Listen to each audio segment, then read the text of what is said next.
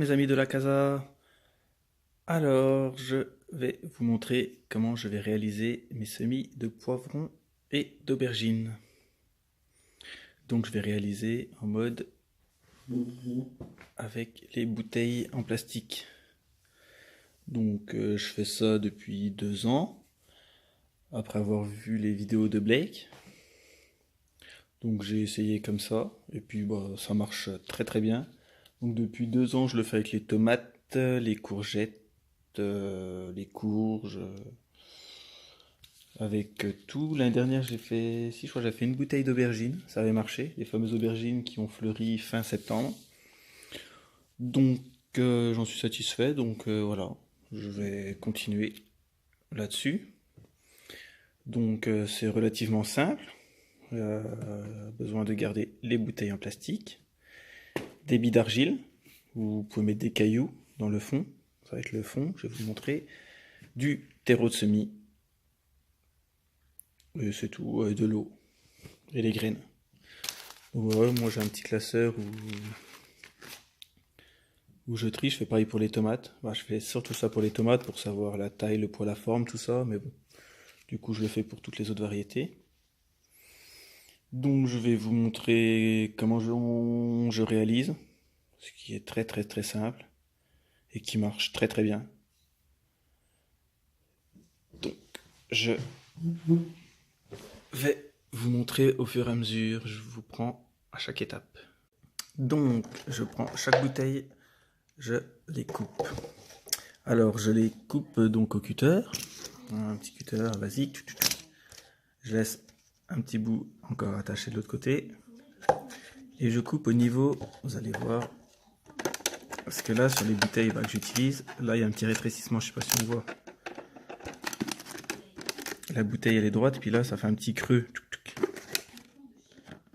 Là ça fait un petit creux en fait, je coupe juste en dessous parce que si je coupe là au-dessus, dans le creux, quand je veux retirer avec la terre, et avec le petit creux ça bloque, il faudrait découper la bouteille, c'est pénible. Bref, je découpe juste en dessous. Donc je vais faire ça pour toutes les bouteilles. Ensuite, je vais mettre 2 crans de billes d'argile.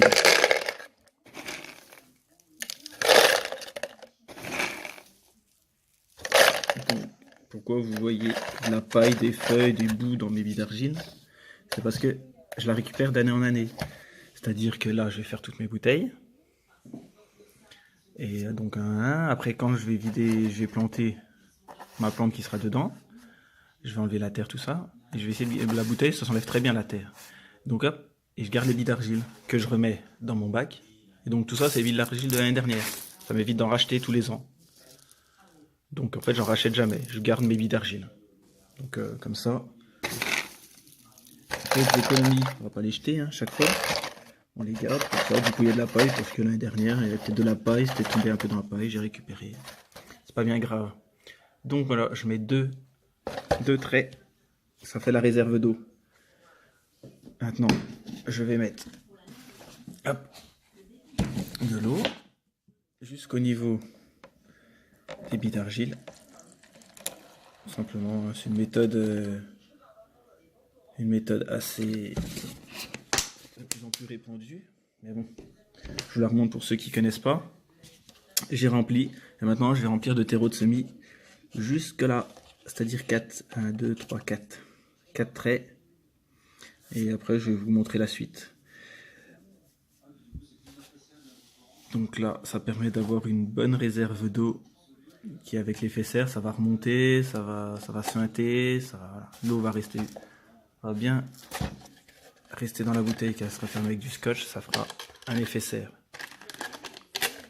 Donc je vous reprends pour la suite. Alors, tu vas en mettre jusqu'où, Nounette? Non, on m'a dit on va en mettre 2, jusque là, d'accord? Jusqu'au deuxième trait, ok?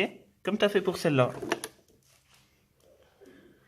On va remplir les 4 bouteilles, et après on mettra le terreau, d'accord? Quoi, la terre? Oui, le terreau. Super, Macaille. Tu la déposes tranquillement. C'est génial. Ouh, tu en mets un peu trop. Regarde, si tu comptes, 1, 2, on a dit jusqu'à 3 traits.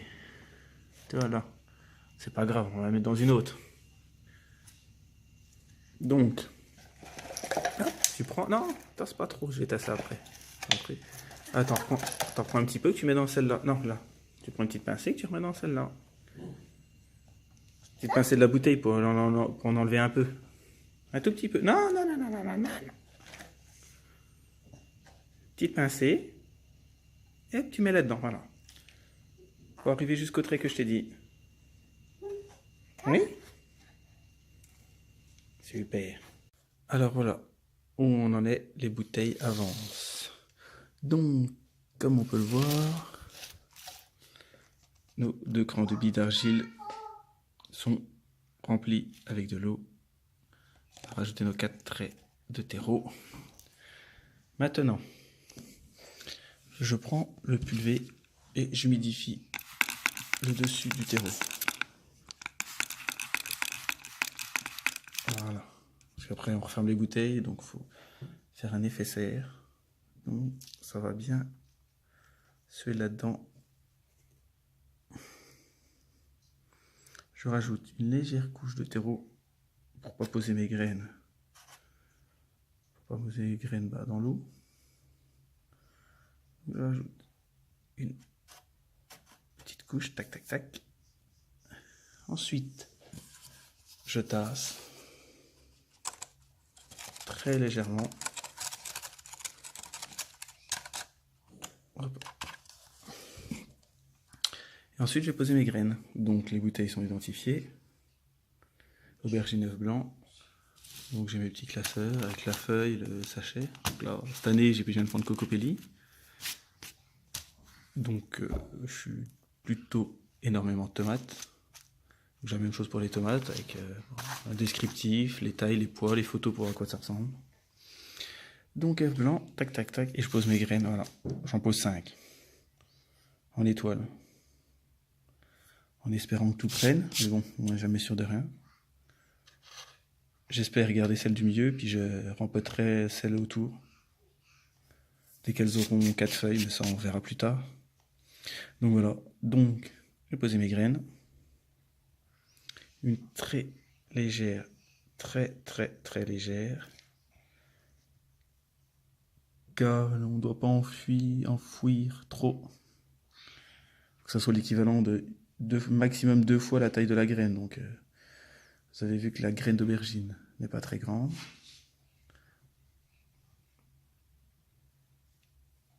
Je mets bien sur le tour. Hop, voilà, ça suffit. Et je retasse légèrement.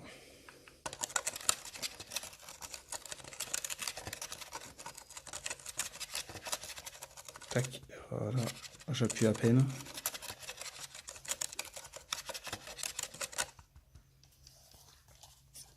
Voilà. Ensuite, tout simplement, je referme la bouteille.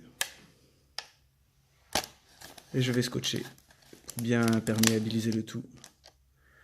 Donc avec la chaleur, ça va faire de l'humidité qui va remonter, puis qui va redescendre, qui va mouiller, puis ainsi de suite. Un effet serre, jusqu'à temps que ça lève. Donc vous verrez, je vous montrerai.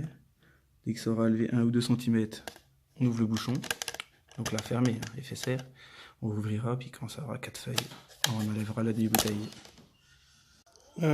Au passage, petit clin d'œil à Fred Food Tomate. Donc là, je semais mes graines.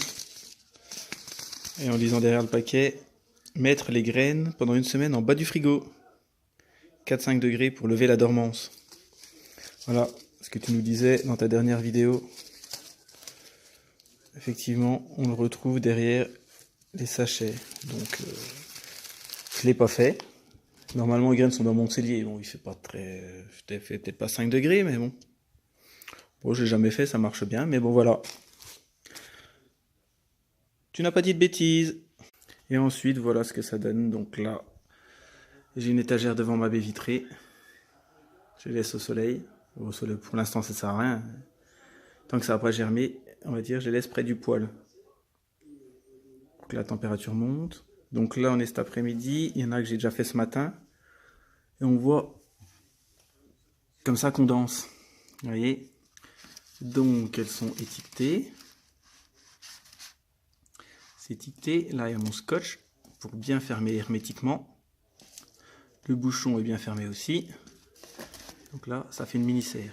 C'est pour ça que j'aime bien cette méthode. Ça fait une mini-serre. Donc voilà, il faut surveiller. Donc maintenant, on surveille.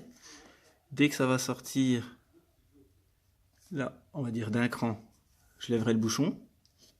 J'ouvre.